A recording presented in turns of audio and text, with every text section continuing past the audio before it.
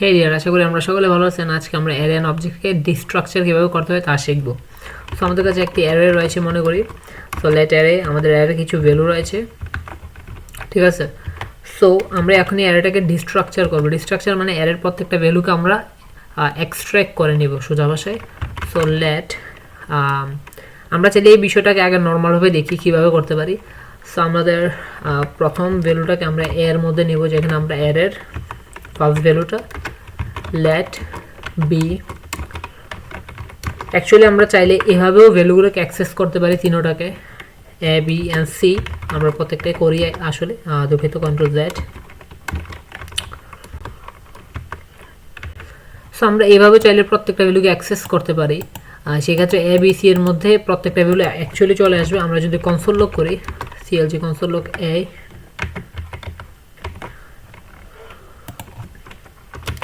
B C.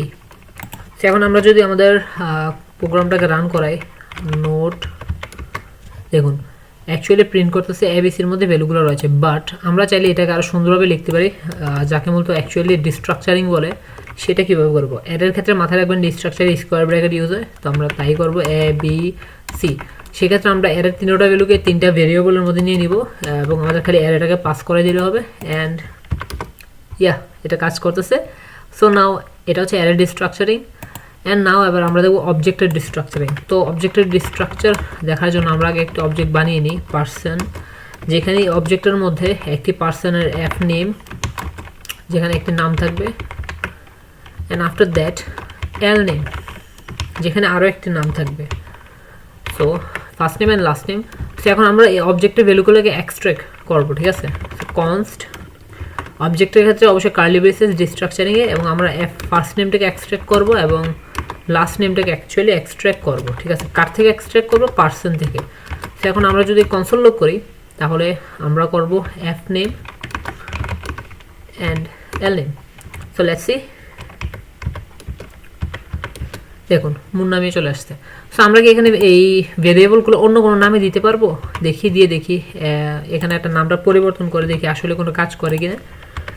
দেখুন undefined দিতেছে, মানে আমাদের প্রপার্টির নামটা এখানে দিতে হবে। এই বিষয়টা আমাদের অবশ্যই মাথায় রাখতে হবে। তবে আমরা চাইলে অন্য নামও দিতে পারবো। কিভাবে? সেই ক্ষেত্রে আমাদের এখানে ভেরিয়েবলের নামটাও ডিক্লেয়ার করে দিতে হবে। এটা ইকুয়াল সাইন দিয়ে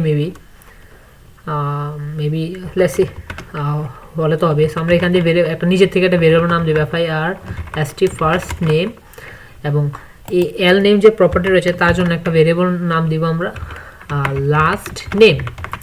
সে এখন আমরা এফ নেম না আমাদের নিজের থেকে কাস্টম ভেরিয়েবলের নাম দিয়ে দিয়েছি। তো আমরা দেখি আমাদের কাস্টম ভেরিয়েবল নামগুলোকে আমরা অ্যাক্সেস করলে কাজ করে কি না।